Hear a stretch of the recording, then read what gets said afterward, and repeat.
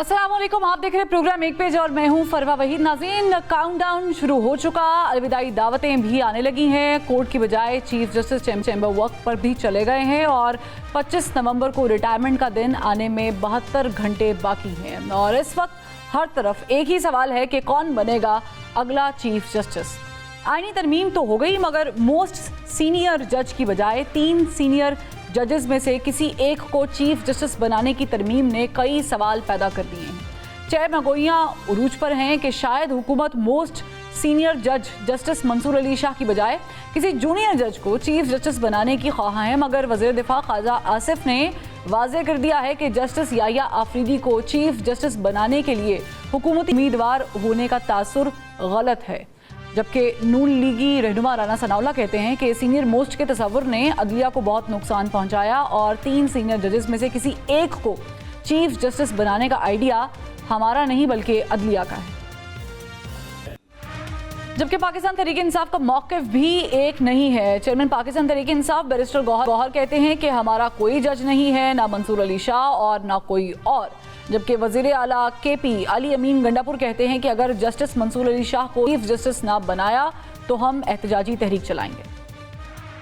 यानी अगर आपका कोई जज नहीं है और 2/3 अक्सरियत से होने वाली आईनी तरमीम के बाद पार्लिमानी कमेटी किसी को जज बनाती है तो फिर उस पर आपको एतराज़ भी नहीं होना चाहिए। मगर इंटरेस्टिंग बात यह है कि आईनी तरमीम दुरुस्त नहीं है, मगर आईनी तरमीम से रिलीफ चाहिए। ये पाकिस्तान तहरीक इंसाफ का वही वतीरा है जो उसने नैब तरमीम के वक्त अपनाया था। यानी नैब तरमीम होने से पहले पाकिस्तान तहरीक इंसाफ ने मुखालिफत की थी, मगर जब नैब तरमीम पास हो गई तो बानी पाकिस्तान तहरीक इंसाफ इमरान खान ने तोशाखाना रेफरेंस केस में रिलीफ मांग लिया था और अब भी वही मामला हुआ है कि आईनी तरमीम की मुखालिफत में पाकिस्तान तहरीक इंसाफ ने हुकूमत को टफ टाइम दिया, मगर शायद शदीद तरीन मुखालिफत के बावजूद जब तरमीम पास हो गई हैं तो PTI intra party election case में रिलीफ मांगने लगी है।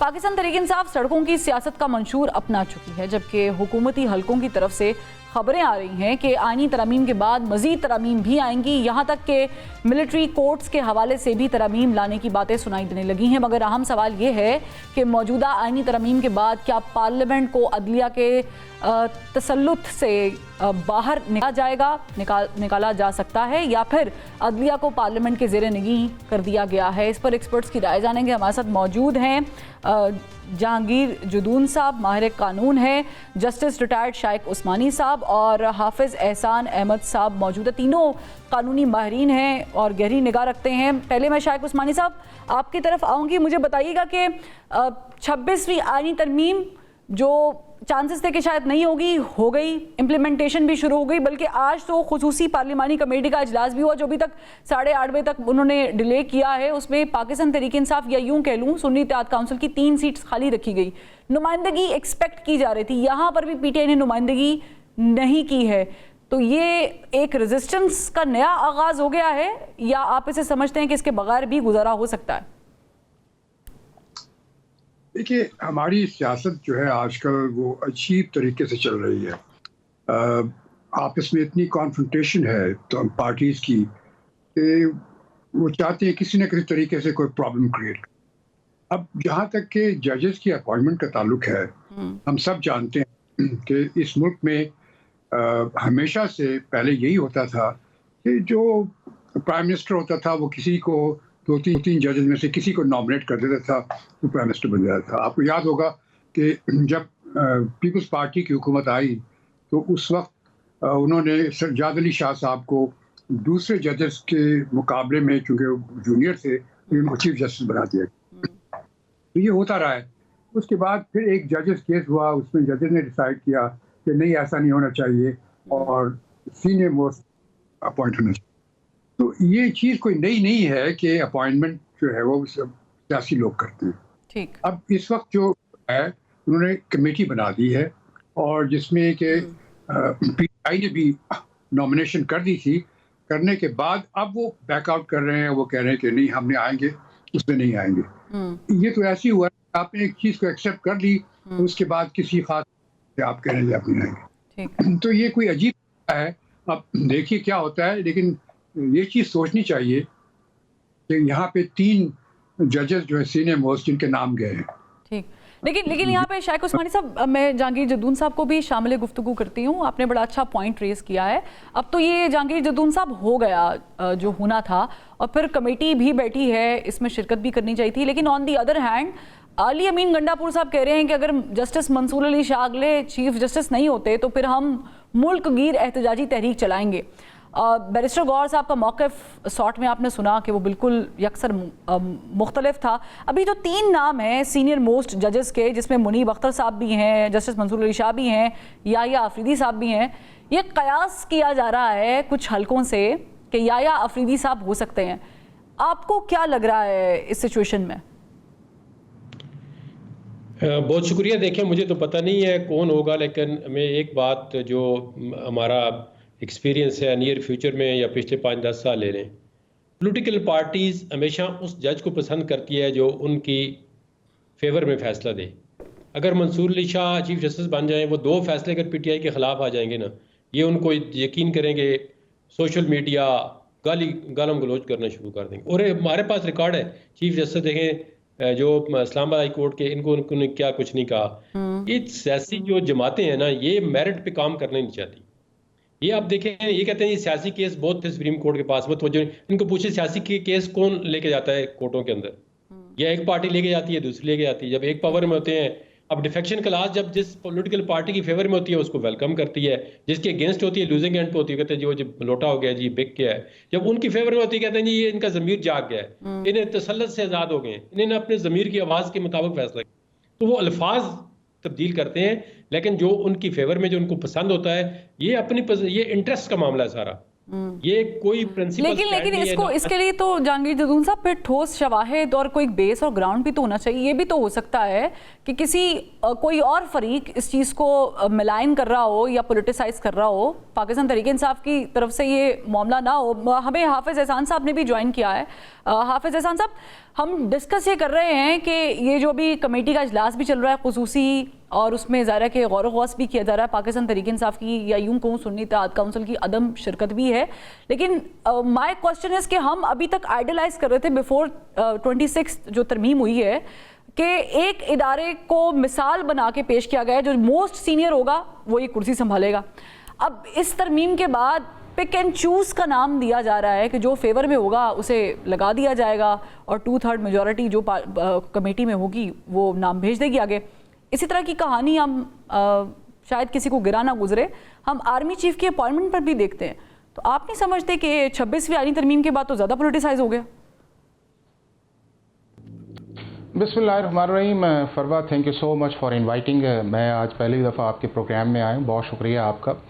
अच्छा, अब चीज़ ये है कि अब रियलिस्टिकली अगर फैक्ट्स पे जाएंगे तो फिर आपको अंदाज़ा होगा कि हमारा नैरेटिव जा किस तरह रहा है। आप इस वक्त बात कर रहे हैं कि शायद पाकिस्तान की पार्लियामेंट के अंदर जो एक नेशनल असम्बली की कमेटी बनी है, उससे पाकिस्तान की जो इंडिपेंडेंस ऑफ जुडिशरी है वो भी इफ़ेक्ट हो रही है। पाकिस्तान के अंदर सेपरेशन ऑफ पावर का कॉन्सेप्ट जो है वो भी इफ़ेक्ट हो रहा है, और तीसरा ट्राइकॉटमी ऑफ पावर जो है वो भी इफ़ेक्ट हो रही है। अब ये है कि जब पाकिस्तान का एक कॉन्स्टिट्यूशन बना था, जिसको आज भी हम कहते हैं कि पाकिस्तान का एक कंसेंसस वाला डॉक्यूमेंट्स है, उस पाकिस्तान के अगर आप ओरिजिनल कॉन्स्टिट्यूशन के अंदर 1973 के अंदर चले जाएं तो उस वक्त 3 चीज़ें थीं जो आज पाकिस्तान की अदलिया ने बजाते खुद इख्तियार की। उसके अंदर पहली चीज़ ये थी कि पाकिस्तान का चीफ जस्टिस जो था उसके अंदर कोई ऐसी शिक नहीं थी कि पाकिस्तान का चीफ जस्टिस सिर्फ सीनियर मोस्ट चीफ जस्टिस होगा। उसके अंदर सिर्फ एक चीज़ थी कि पाकिस्तान का जो एक्टिंग चीफ जस्टिस है वो प्यूने जज ऑफ पाकिस्तान होगा। दूसरा उस चीज़ के अंदर था कि पाकिस्तान के अंदर उस दौर के अंदर 73 के अंदर कोई जुडिशल कमीशन नहीं था जिसने अपॉइंटमेंट्स करनी थी, न सुप्रीम कोर्ट के अंदर न हाई कोर्ट्स के अंदर, और ये सारी की सारी पावर थी वो आपकी प्रेसिडेंट ऑफ पाकिस्तान के पास थी, जो एक एग्जेक्टिव के तौर पे काम करता है और स्टेट का हेड है। तीसरी उस चीज़ के अंदर थी कि पाकिस्तान की कॉन्स्टिट्यूशन के अंदर जो था, जो सीनियरिटी का प्रिंसिपल था, उसको पहली दफ़ा जो है वो पाकिस्तान की सुप्रीम कोर्ट ने डिक्टेट करके पाकिस्तान की पार्लियामेंट को ये कहा कि हमारी जजमेंट जो है उसके मुताबिक आप जो है पाकिस्तान के अंदर चीफ जस्टिस की अपॉइंटमेंट करें, जो 96 का अल जिहाद ट्रस्ट इस केस का नाम दिया जाता है। और ये इसलिए स्टार्ट हुआ वहां के ऊपर कि 95 के अंदर पाकिस्तान की सुप्रीम कोर्ट के अंदर जो था वो एक जुडिशियल एक्टिविज्म जो था अंडर आर्टिकल 1 184(3) से स्टार्ट हुआ, और जब कभी दुनिया के किसी मुल्क के अंदर नहीं होता कि कॉन्स्टिट्यूशन के अंदर आपका प्रेरोगेटिव ही नहीं है कि एज ए जुडिशरी आप वो परफॉर्म करें, लेकिन आपने वो करवाया। totally clear. I know it's a part of history, हाफिज साहब, it's a part of history. अच्छा, It's totally clear. नहीं, फरवा मैं इसलिए जा रहा हूं कि जब हम बात करते हैं पाकिस्तान के कॉन्स्टिट्यूशन की, तो फिर हमें लोगों को ये बताना चाहिए कि हम खड़े कहां हैं। उसके बाद यह है कि पाकिस्तान के अंदर जब 18वीं तरमीम आई तो उस वक्त दो प्रोसेस थे, एक जुडिशल था, एक पार्लियामेंट्री था। अगर वो अमेंडमेंट इतनी अच्छी थी तो पाकिस्तान की सुप्रीम कोर्ट ने 19वीं आईनी तरमीम करवाई क्यों जी? अब अगर यही सीनियरिटी कम फिटनेस का प्रिंसिपल है, अभी पाकिस्तान का जुडिशल कमीशन जिसकी एक कमेटी बनी थी जिसको हेड किया जस्टिस मंसूर अली शाह साहब ने, उन्होंने अभी रूल्स पास नहीं किए। उसके अंदर हाई कोर्ट के जजेस की जो अपॉइंटमेंट्स का एक पैनल 3 का बनाया गया और सुप्रीम कोर्ट के अंदर एलिवेशन के लिए 3 का बनाया गया। हमारे कॉन्स्टिट्यूशन में तो नहीं लिखा हुआ, हमारे कॉन्स्टिट्यूशन के अंदर किसी मेरे सवाल को आप सीनियरिटी कम फिटनेस, मैं चाहूंगी कि ये जो पॉइंट्स हैं ये जस्टिस शाइक उस्मानी साहब भी मौजूद हैं, उनसे भी डिस्कस करेंगे। जस्टिस शाइक उस्मानी साहब, सवाल मेरा वहीं पर है जो मेरा हाफिज साहब से था, उसका भी आई एम श्योर कि आप जवाब देना चाहेंगे। और दूसरा ये कि वकला के ऊपर बहुत इन्हिसार कर रही है पाकिस्तान तहरीक इंसाफ कि हम एक ऐसी तहरीक चलाएंगे जो जुडिशरी रिस्टोरेशन की तर्ज पे होगी और बहुत बड़ी तहरीक होगी, क्या मुमकिन है? देखिए, जहाँ तक कि वकला की तहरीक की बात है, वो सोच रहे हैं कि जिस तरह से इफ्तिखार चौधरी के ज़माने में जब जजेस को मुशर्रफ ने जो डिक्टेटर था, तो उसके बाद उन्होंने वो तहरीक शुरू की थी, तो वो बहुत पॉपुलर तहरीक थी क्योंकि उन्होंने निकाल दिया था और फिर जजेस को रिस्टोर करने की एक तहरीक। उसका मुवाजना आप इससे नहीं कर सकते क्योंकि यहाँ पर ऐसी बात नहीं है कि यहाँ पर सारे वकला नहीं तैयार खड़े हैं। वो जो ये मेरे ख्याल में पीटीआई की इंस्टिगेटेड मूवमेंट है जो शुरू करने की कोशिश आ रही है, लेकिन मेरे ख्याल में ये कामयाब नहीं होगी। ठीक, तो जस्टिस साहब फिर ये भी बता दें कि मेरा सवाल वहीं पर खड़ा है कि हम तो इस इदारे को इस अमेंडमेंट से पहले मिसाल बनाना चाहते थे कि देखें जो सीनियर है वो खुद अपनी कुर्सी पे आ जाएगा और सबको ये डिसिप्लिन मालूम था। हम तो ये मिसाल किसी और इदारे के लिए भी इस्तेमाल करते रहे हैं मुख्तलिफ औकात में। अब इस इदारे की हैसियत क्या रह गई इस तरमीम के बाद अपॉइंटमेंट्स के हवाले से? देखिए, जहाँ तक कि सीनियरिटी का ताल्लुक है, ये एक सिस्टम शुरू किया गया ताकि जो पुराने ज़माने में होता था कि जिस तरह सज्जाद अली शाह को बना दिया, जिसको चाहे बना दिया, और हर उसको रोकने के लिए जजेस केस एक हुआ था जिसमें ये फैसला हुआ था, जजेस ने फैसला किया था क्योंकि उनको सूट करता था ये चीज़। लेकिन कोई ज़रूरी नहीं है, दुनिया में ऐसा नहीं होता। सारी दुनिया में जजेस जो चीफ जस्टिस वगैरह जो भी होते हैं वो अपॉइंट जो करती है वो सेनेट वहाँ पे करती है। अमेरिका में जगह पर दूसरे जो तरीके से होते हैं, सियासी इन्वॉल्वमेंट इसमें होता ही है। लेकिन चूंकि एक सिस्टम चल पड़ा था यहाँ पे, अब उसको लोगों ने समझ लिया कि ये एक तरीका है, चूंकि कुछ लोगों को सूट करता है, कुछ लोगों को सूट नहीं करता।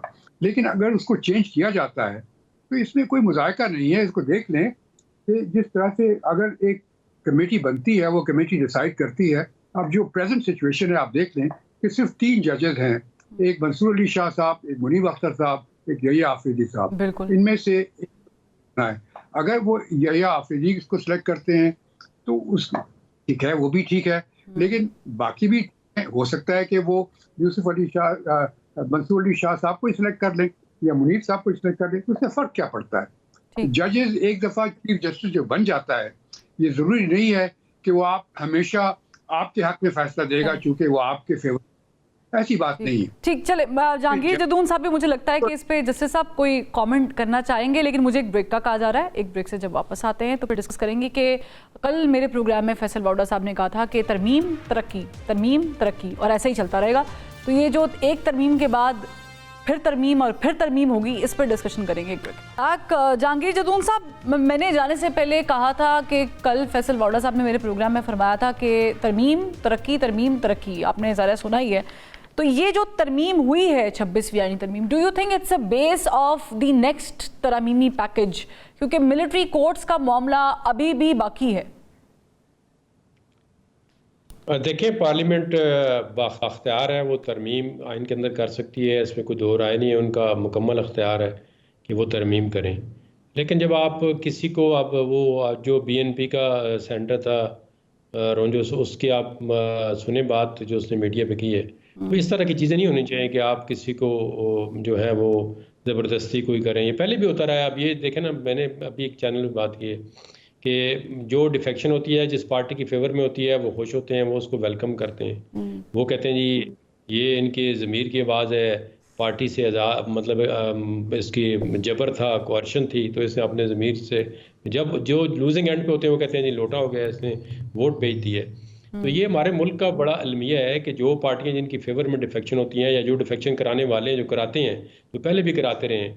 आपने कराची से क्या मैंने फोत हो गया उनका सुना था, फिर टीवी पे बिल्कुल लाइव आके बानी पीटीआई ने कहा था कि हम किस तरह बजट पास कराते हैं। तो ये सारी चीज़ें, हमारी पार्लियामेंट आज़ाद नहीं है, सबसे बड़ी मसला ये अब कहते हैं ना जी ठीक है जी पार्लियामेंट्री कमेटी जो है वो चुन लेगी, अब देखो सारी दुनिया को पता है ये एक बंदे को रोकने के लिए फ्रॉड किया गया है। मैं एक पर्सनैलिटी की बात नहीं कर रहा हूँ, मैं उसके देखे ना इंटेंशन की बात कर रहा हूँ। ये तरमीम 25 से पहले भी हो सकती थी, ये 10 महीने पहले भी हो सकती थी, लेकिन ये इन्होंने नहीं की है। अब मुझे बताएं, पाकिस्तान के अंदर पार्लियामेंट आज़ाद है, आप खुदा बिल्कुल कोई मेरिट पे बात करें, इस पाकिस्तान की पार्लियामेंट जो है क्या आज़ाद है? पहले पार्टियों से ज़्यादा है। ये इतने एमएनए हैं, जितने सेंटर ने बिल पास किए, कितनों ने पढ़ा होगा, कितनों को इसकी समझ होगी, कितनों ने इस पर बहस की है, ये सारी चीज़ें हैं।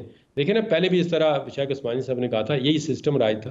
सज्जाद अली शाह को जब बनाया गया तो फिर एक कोर्ट लग गई, फिर वो उन्होंने, लेकिन मैंने जहांगीर जदून साहब, आप बड़ी अच्छी इसकी एक्सप्लेनेशन दे रहे हैं। मैंने एक क्वेश्चन इसलिए पूछा था क्योंकि आर्टिकल 48 में जो तरमीम की गई है उसके मुताबिक काबीना या वज़ीर आज़म की तरफ से जो भी सदर मुमलिकत को इशू जाएगा उस पर सदर मुमलिकत को एडवाइस भेजी जाएगी, और अगर वो पास हो जाती है तो वो किसी भी ट्राइब्यूनल में चैलेंज नहीं कर सकते आप, यानी किसी भी अथॉरिटी को ये राइट नहीं है कि वो उसको चैलेंज कर सके। तो ऐसा फीलर आ रहा है, ये मे बी हम गलत हो सकते हैं, इस वक्त तज्जिया हमारा गलत हो सकता है, आप इस पर रोशनी डालिएगा कि अगर मिलिट्री कोर्ट्स वाले मामले में अगर कोई तरमीम होती है और बिल फर्ज मौलाना फजल रहमान उसमें साथ नहीं देते और फिर ये इसी तरीके से सदर मुमलिकत हो जाता है, तो फिर तो सर काम हो गया ना। और ऑर्डिनेंस के बारे में काजी फैसल साहब कहते हैं कि पार्लियामेंट की तौहीन है। नहीं, काजी साहब ने तो ये भी कहा था कि जो ऑर्डिनेंस लाते हैं तो पार्लियामेंट को ताला लगा दो, लेकिन उन्होंने एक ऑर्डिनेंस खुद अपनी जब मर्जी हुई तो अपना खुद निकलवा दिया गवर्नमेंट के साथ मिल के। काजी साहब की तो बात ना करें, वो तो मैं अब उनको ज़्यादा मज़ीद बात नहीं करना चाहता उनके किसी उस पर किरदार पे, लेकिन उन्होंने आखिरी जो 3 महीने गुजारे हैं बड़ी बड़ी पैथेटिक हैं। तो वो उनका तो कोई मतलब है, जो अपना उन्होंने इज़्ज़त कमाई थी वो भी लूज़ करके जा रहे हैं। की वजह मैं आपको बता देता हूँ, जो बंदा जहाँ से प्रैक्टिस शुरू करता है वहाँ पे बंदे की बहुत रिस्पेक्ट होती है, वो वापस जाता है बाहर में, या जहाँ का डोमिसाइल होता है जहाँ से बंदा आता है। तो ये आज इस टुडे सबसे ज़्यादा इनकी मुखालफत बलूचिस्तान में हो रही है, और सबसे ज़्यादा कराची जो है हाई कोर्ट बार और ये वारे कर रही हैं। तो इन्होंने आखिर में जो एग्जीक्यूटिव के साथ मिल के काम किए हैं, वो इंतहाई जो है ना, वो एक जेब नहीं देते एक बंदे को ये काम करने के। देखे ना, अब आज उन्होंने एक, मेरे ख्याल में मैंने पढ़ा नहीं, डिसेंटिंग नोट लिखा है जी कि वो चैम्बर में जी उन्होंने पता नहीं किस तरह जजों ने कह दिया केस फाइल नहीं किया गया, नंबर नहीं लगाया गया। मैं उस केस में कौंसल हूँ कि इन्होंने मीडिया वालों से खुद एप्लीकेशन ली है कोर्ट के अंदर एज ए जज ऑफ द सुप्रीम कोर्ट, और खुद ही उस पर उसी वक्त नोटिस कर दिया है कि जी इनको बुलाओ। अब फिर बाकी 5 जजों ने कहा जी यार आप हमें बताएं कि ये किस जुरिसडिक्शन के तहत आपने ये नोटिस लिया। जो काम वो खुद करते रहे, जब उनका मतलब होता था उनको उल्टा कर देते हैं। आज देखें ना, इस तरह नहीं होता। आप अगर मेरिट पे काम करते हैं, फॉरएवर मेरिट पे काम। इस पे एक छोटी मिसाल मैं दे दूं सर, अगर आप बुरा ना मनाएं, जसारत कर रही हूँ जहांगीर जदून साहब। अब देखें, हाफिज एहसान साहब के 184 का मामला होता है, हम इसे एक बात को समझते हैं कि 184(3) को जो है वो बहुत ज़्यादा पोलिटिसाइज किया गया। साकिब निसार साहब के दौर की हम मिसालें देते हैं, फिर उस पर तरमीम होती है, फिर उसके ऊपर एक ऑर्डिनेंस आ जाता है, और फिर अब तो इस अमेंडमेंट के पैकेज के बाद वो लेकर ही सुप्रीम कोर्ट से दे दिया जाता है, जो कि आपका आईनी बेंच है।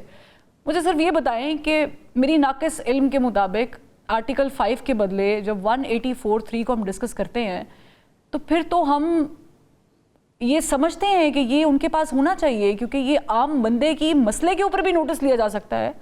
तो आप नहीं समझते कि ये हुकूमत ने ये क्या किया है?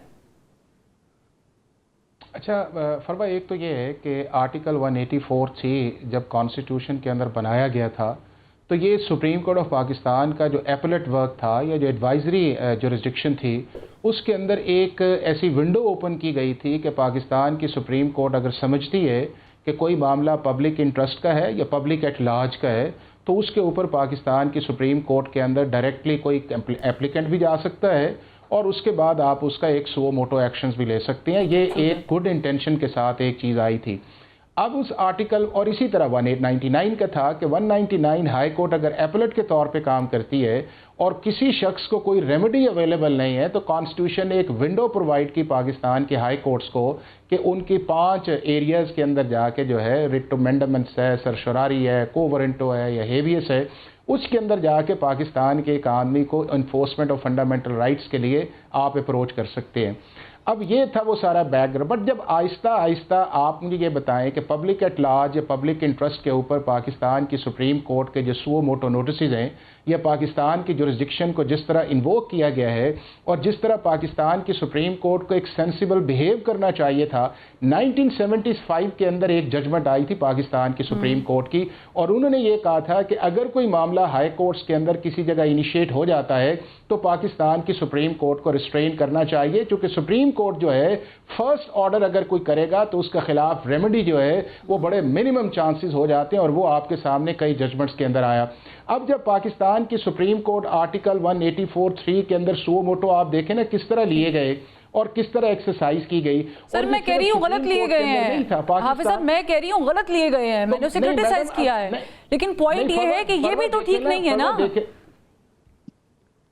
नहीं फरवा, अभी भी 184(3) को ख़त्म नहीं किया गया, 199 को ख़त्म नहीं किया गया।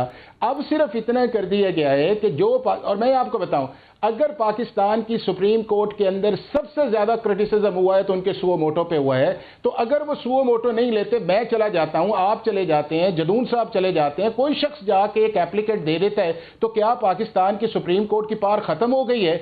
अब उससे होगा क्या कि पाकिस्तान की सुप्रीम कोर्ट के अंदर जो अननेसेसरीली क्रिटिसिज्म इन काम की वजह से होता है वो नहीं आएगा।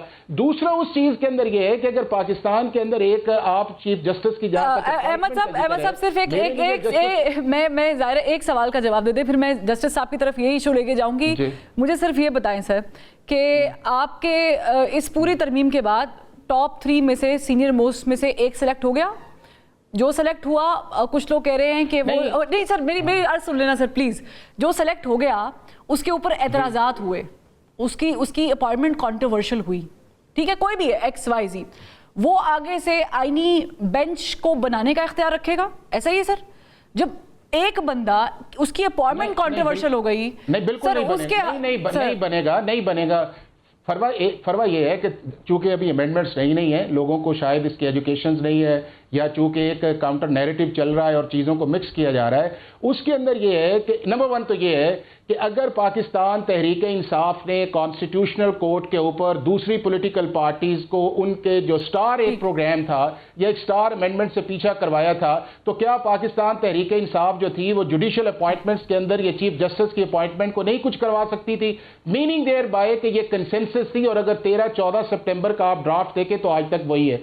दूसरा उस चीज के अंदर यह है कि अगर पाकिस्तान का चीफ जस्टिस अब लगता है, मेरे लिए तीनों बड़े इंपॉर्टेंट हैं। आप या अफरीदी साहब को देख ले, ठीक है, चले मैं चाहूंगी इसमें शाइक उस्मानी साहब की भी जी अब हाफिज साहब सिर्फ एक मिनट मुझे ब्रेक का जो जुडिशल कमीशन है वो अपॉइंट करेगा आपका कॉन्स्टिट्यूशनल बेंच, चीफ जस्टिस की जो सरबराही में कमीशन है वो नहीं है। लिहाजा ये परसेप्शन करना कि जी चीफ जस्टिस गवर्नमेंट लगाएगी वो करेगी, वैसा कॉन्स्टिट्यूशन के अंदर नहीं है। चले ठीक है, मैं जस्टिस साहब की भी इस पे रहनुमाई चाहूंगी। जस्टिस शाइक साहब, आप इस पर प्लीज रोशनी डालिएगा और एक सादा सा सवाल बीइंग सिटीजन ऑफ पाकिस्तान मेरी तरफ से ले कि मुझे बताएं कि बीइंग अवाम मुझे क्या फायदा होगा? देखिए, ये अब चीज़ें ऐसी हैं जो कि सेटल बाद में होंगी। सुप्रीम कोर्ट के पास पावर्स हैं कि वो अपने रूल्स बना सकती है। तो अब ये सब नई चीज़ें आई हैं, नई अमेंडमेंट आई है, इसमें यकीनन अभी कहना कि इस तरह से होगा उस तरह से होगा बहुत मुश्किल। जब ये आगे मामला चलेगा तो पता चलेगा। अब देखिए, जहाँ देखिए 184(3) की बात है, 199 की बात है, ये सब चीज़ें जो हैं ये अभी तक होती रही हैं, लेकिन अब उसका किस तरीके से होगा इंतज़ाम वो अपनी जगह पर है। 184(3) भी है, 199 भी है। सो मोटर नोटिस तो इफ्तिखार चौधरी साहब ने शुरू किया था, उससे पहले तो सो मोटर नोटिस नहीं था। लेकिन अब ये सब चीज़ें जो हैं ये सेटल हो जाएंगी और एक तरीका बन जाएगा, क्योंकि सुप्रीम कोर्ट खुद अपने रूल बना सकती है और वो इसके बना सकती है। बिला वजह इस पे बहस करना और ये कहना कि ये ऐसा होगा वैसा होगा, क्योंकि अनफॉर्चुनेटली बदकिस्मती से हमारे सियासतदान में एक चीज़ जो मिसिंग है वो इंटेलेक्चुअल ऑनेस्टी है। There is no intellectual honesty. वो सब अपने अपने मकसद के लिए खड़े हो जाते हैं और बातें करते हैं। ये सब चीज़ें अमेंडमेंट होती रहती हैं, अमेंडमेंट से चेंजेस आते हैं और चेंजेस को सेटल करने के लिए रूल्स बनते हैं और रूल्स बनेंगे। और ये कहना कि एक जज जो है जिसने कि पहले एक पार्टी के हक में फैसला किया वो हमेशा उस पार्टी के हक में फैसला करेगा, ये बिल्कुल गलत है। अब हो सकता है कि कल अगर ये इन 3 जजेस में से मंसूर अली शाह साहब को या मुनीब अख्तर को चीफ जज बना देते हैं, उससे कोई फर्क नहीं पड़ेगा। वो अपने अकल से, अपनी दानिश से फैसला करेंगे। ठीक, आपने वैसे सियासतदानों का जिक्र किया, मुझे एक ब्रेक का कहा जा रहा है। ब्रेक से जब वापस आएंगे तो जहांगीर जदून साहब भी सवाल रखूंगी। सारा मलबा सियासतदानों पे ही डाला जाता है, लेकिन ये तो बड़े जस्टिस साहब मासूम सियासतदान है, क्योंकि इनको तो पता ही नहीं होता कि मुसव्विदा कहाँ पर है। मुसव्विदे की बात हो रही होती है लेकिन पता ही नहीं होता, तो इनकी मासूमियत पे तो आफरीन है। एक ब्रेक लेते हैं, ब्रेक से फिर वापस आए। Welcome back. जहांगीर जदून साहब, माजी की बेशतर मिसालें मिलती हैं, चाहे डिक्टेटर को एक्सटेंशन देने का मामला हो या फिर कानून के टूटने पे खामोशी हो या फिर नजरिया ज़रूरत हो। अदलिया और आमिर हमेशा हमें एक पेज पे नज़र आए हैं, लेकिन ये जो अब हो गया है, क्या हम इससे एक्सपेक्ट करें कि पॉलिटिकल स्टेबिलिटी जो एक अरसे से मुल्क में नहीं है वो इसके बाद आ जाएगी? नहीं, देखें, ये तो आपका एक पॉलिटिकल क्वेश्चन है, लेकिन मेरे ख्याल में तो पॉलिटिकल स्टेबिलिटी नहीं आएगी। उसकी वजह है कि पॉलिटिकल कंसेंसस ही नहीं हो रहा। जो देखें ना, एक पॉलिटिकल पार्टी है, हम ये नहीं कहते कि हर एक के साथ ये सलूक हुआ। पहले ये खुद सलूक करते रहे 2018 में, तो अब उनके साथ हो रहा है, तो 2-4 साल के बाद दोबारा दूसरी पार्टी के साथ हो। ये सिलसिला रुकता नहीं है। मैं तो कहता हूँ इसको रुकना चाहिए कि अगर एक काम गलत हो चुका है तो दूसरों को वो नहीं रिपीट करना चाहिए। लेकिन जिस तरह लोगों को अबडक्ट किया गया, ख़वातीन को जो मीडिया पे आती हैं, जो नहीं आती, जिस तरह ह्यूमन राइट्स की वायलेशन की गई है, फंडामेंटल राइट्स की, वो तो इसकी मिसाल नहीं मिलती। आप देखें ना कि अगर एक MNA सिक्योर नहीं है, एक सेनेटर सिक्योर नहीं है, कोई बंदा, एक वकीलों को उठा के लेके जा रहे हैं, तो अब इस मुल्क के अंदर आम जो ऑर्डिनरी सिटीज़न है उसकी क्या लाइफ है, उसकी क्या सेफ्टी है, उसकी क्या सिक्योरिटी है, उसको ये आपका आइन क्या तहफ़्फ़ुज़ दे रहा है। अदालतें भी बस हो चुकी हैं, जजों को खुद धमकियाँ आती हैं, जजों ने आपके सामने ख़त लिखे हैं कि इतनी क्या हो रहा है। इस मुल्क के अंदर कोई, आप ये नहीं कह सकते कि हर चीज़ ठीक है, पॉलिटिकल स्टेबिलिटी आ जाएगी। पॉलिटिकल स्टेबिलिटी जो है ना, वो लानी मुश्किल है जब तक आप रूल ऑफ लॉ और आइन के मुताबिक अमल नहीं करेंगे। जो नहीं, ये जो पॉलिटिकल स्टेबिलिटी आप कह रहे हैं जो नहीं आएगी जहांगीर जदून साहब, ये एक ही साइड पे नहीं आएगी कि हुकूमत की तरफ से भी नहीं होगी? क्योंकि कुछ लोग तो कह रहे हैं कि हुकूमत को ग्रीन कार्ड मिल गया है, इसके बाद 5 साल पूरे करें। नहीं, देखें, इधर तो जो भी आता है सबसे पहले अपनी वो कुर्सी की फिक्र करता है, लोगों की फिक्र नहीं होती है उसको। हुकूमत तो पहले, इमरान खान भी अगले 10-15 साल के प्लान बना के बैठे हुए थे। तो ये तो अल्लाह को जो मंजूर होता है, और बाकी जो होते हैं, अब यही लोग जो हैं, जब नो कॉन्फिडेंस आई, सब पहले इनकी तकरीरें सुने क्या कहते थे कि नो कॉन्फिडेंस एस्टैब्लिशमेंट के बगैर नहीं हो सकती, कभी भी नहीं, पाकिस्तान की तारीख में नहीं हुई। फिर नो कॉन्फिडेंस भी हो गई, फिर इन्होंने खुद कहा जी हो ही नहीं सकती नो कॉन्फिडेंस, फिर वो भी हो गई। तो ये मामलात का पता नहीं चलता। हो सकता है कोई 6 महीने के बाद कि जो बंदे बहुत ज़्यादा एक्टिव थे तरमीम में, उनकी हुकूमत आ जाए, वो भी यही एक्सपेक्ट कर रहे हैं कि आप शहबाज शरीफ के बाद हमें नंबर दे दें, या आधा नंबर हमें दे दें, या आधे अरसे का नंबर हमें दे दें। तो यहाँ पे पता कुछ नहीं चलता। जिन्होंने हुकूमत बनानी है वो अपनी मर्जी से जिसको चाहेंगे ले आएंगे। जिसके ये कहते हैं ना, हुकूमत चीफ जस्टिस नहीं बना रही, तो भाई जो बनाने वाले हैं चीफ जस्टिस वो बना रहे हैं, हुकूमत किस तरह नहीं बना रही। हुकूमत नाम की कोई चीज़ ही नहीं है, ना उसके अंदर कोई मतलब है, उसकी कोई पावर्स हैं, आप ना वो मेरिट पे काम कर सकते। जो जिसकी डिक्टेशन पे हुकूमत चल रही है उससे आगे चीफ जस्टिस भी अपॉइंट हो जाएगी। मैं चाहूंगी मैं हाफिज एहसान साहब को भी इसमें इन्वॉल्व करूं। हाफिज एहसान साहब, जहांगीर जदून साहब की अपनी गुफ्तगू सुनी है, इसमें मैं एक चीज़ और ऐड कर लेती हूँ। जो हमारी रूल ऑफ लॉ इंडेक्स की जो दर्जा बंदी है, कभी हम 130th 129 पे घूम रहे हैं, इसमें कोई बेहतरी आएगी इस तरमीम के बाद? क्योंकि बताया तो ये गया था कि आम आदमी के लिए बड़ा फ़ायदेमंद साबित होने वाला है। देखें, जब इस अमेंडमेंट को शुरू किया गया था, या जिस इस आइडिया के साथ उसे लेके गया था, बाकी चीज़ों को छोड़ दें कि जो जिनकी तरफ आप इशारा करना चाहेंगी, असल ये था कि पाकिस्तान का जो डिवीजन ऑफ वर्क जो है उसको बेहतर किया जाए, और जो एक ओवरबर्डन हर टीयर्स पे हुई हैं, स्पेशली हाई कोर्ट या सुप्रीम कोर्ट के अंदर और फिर डिस्ट्रिक्ट जुडिशरी के अंदर, उसको बेहतर किया जाए। क्योंकि सुप्रीम कोर्ट या हाई कोर्ट जो एपलेट काम है उसकी बजाय इतना दूसरे कामों के अंदर, कॉन्स्टिट्यूशनल मैटर्स के अंदर चली गई हैं कि जिससे पाकिस्तान के आम आदमी के केसेस या उसके इंसाफ के रसाई के अंदर उसे बहुत प्रॉब्लम्स है। अब जब इस कॉन्स्टिट्यूशनल स्कीम के साथ आपने कॉन्स्टिट्यूशनल कोर्ट के अंदर गए और वहां के ऊपर आके फिर पॉलिटिकल फैसिलिटेशन यहाँ पे आई है कि एक नैरेटिव जो गवर्नमेंट पीपल्स पार्टी मौलाना साहब का था वो था कॉन्स्टिट्यूशनल कोर्ट का, और उसी कॉन्टेक्स्ट के अंदर बिल्कुल बात मुनासिब थी कि पाकिस्तान के आम आदमी के केसेस बर्डन कम होगा। लेकिन जब पीटीआई ने वहां पे गई, उन्होंने कहा नहीं कि कॉन्स्टिट्यूशनल कोर्ट नहीं, कॉन्स्टिट्यूशनल बेंच बना देना चाहिए। अब आपने कॉन्स्टिट्यूशनल बेंच तो बनाया है शायद इस अमेंडमेंट को आगे लेके जाने के लिए, लेकिन फरमा इस कॉन्स्टिट्यूशन अमेंडमेंट के पाकिस्तान के आम आदमी को बिल्कुल फायदा नहीं होगा। और आज से ही पाकिस्तान की सुप्रीम कोर्ट और हाई कोर्ट्स के अंदर एक क्लियर कीजिएगा मुझे सॉरी कतक कलामी की माफी चाहूंगी, फायदा होगा आम आदमी को कि फायदा बिल्कुल नहीं होगा? बिल्कुल नहीं है ना, इस वक्त नहीं है, चूंकि नहीं चलेंगी ना चीजें, चूंकि कॉन्स्टिट्यूशनल बेंच बनेगा, फिर कौन सा लॉ जाएगा, कौन सी चीज आएगी। जब हर मामला आपने आर्टिकल 199 के नीचे जाना है तो फर्स्ट इंप्रेशन तो वो तो फिर मुझे ये पूछ लेने दीजिए, आप दोनों से पूछ लेने दीजिए जहांगीर जदून साहब कि अगर ये फायदा नहीं होगा और फिर high court to high court case भी ट्रांसफर हो जाएगा तो फिर ये हुआ क्या है? क्योंकि इसका तो ताल्लुक आम आदमी के केसेस से निपटने का नहीं है, वो जो उनकी तादाद तो बड़ी ज्यादा हो गई। फिर नहीं, बिल्कुल देखें, ये हाफिज साहब ने आखिर में बात की है कि इसका फायदा बिल्कुल नहीं होगा। उसकी वजह ये है ना कि मैं तो समझ रहा था हाफिज साहब कहेंगे कि जी फायदा होगा, तो फिर मैं कहता हूं मैंने भी इसीलिए मैंने कहा शायद मुझे करेक्ट कर दे, मैंने सुना शायद फायदा होगा।